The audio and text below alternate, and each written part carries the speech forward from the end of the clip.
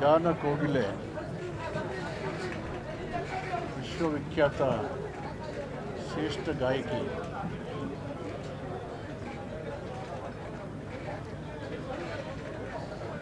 ದಕ್ಷಿಣ ಭಾರತ, ವಿಶೇಷವಾಗಿ ದಕ್ಷಿಣ ಭಾರತದ ಮತ್ತು ದೇಶದ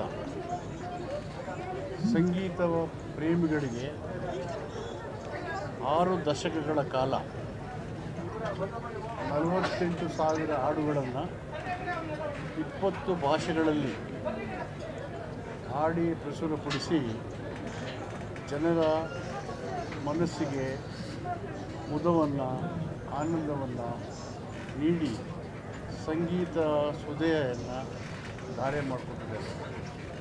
ಅಂಥ ಜಾನಕಿ ಅಮ್ಮ 88 ವರ್ಷಗಳ ದೀರ್ಘ ಆಯಸ್ಸನ್ನು, ಸಾರ್ಥಕ ಜೀವನವನ್ನು ನಡೆಸಿ ಕೋಟ್ಯಾಂತರ ಜನರ ಹೃದಯದಲ್ಲಿ ಮರೆಯಲಾಗದೆ ಅಚ್ಚಳಿದು ತನ್ನ ಸಂಗೀತದ ಮೂಲಕ ಜೀವಂತವಾಗಿದ್ದಾರೆ.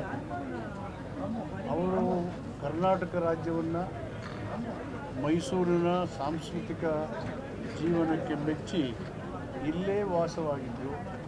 ಇಲ್ಲೇ ಅಂತ್ಯ ಆಗುವ ಅವರ ಬಯಕೆ ನಿಜವಾಗಲೂ ಅವರೊಬ್ಬ ಮೈಸೂರು ರಾಜರ ಪ್ರೋತ್ಸಾಹದಿಂದ ಸಂಗೀತಕ್ಕೆ ಅವರು ಕೊಟ್ಟಂಥ ಗೌರವ, ಪ್ರಾಮುಖ್ಯತೆ ಅಂತ ನಾನು ಬಯಸಿದ್ದೇನೆ. ಸೊ ಅವರ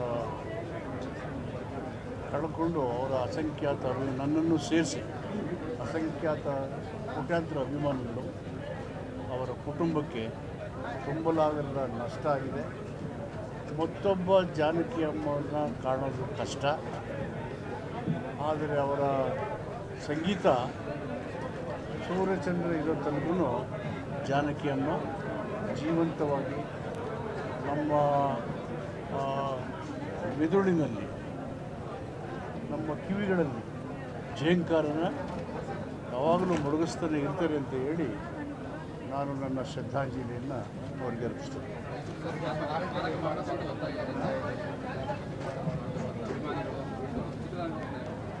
ನೋಡೋಣ, ಅವರೆಲ್ಲರ ಭಾವನೆಗಳನ್ನು ಮುಖ್ಯಮಂತ್ರಿಗಳ ಗಮನಕ್ಕೆ ತರ್ತೀನಿ.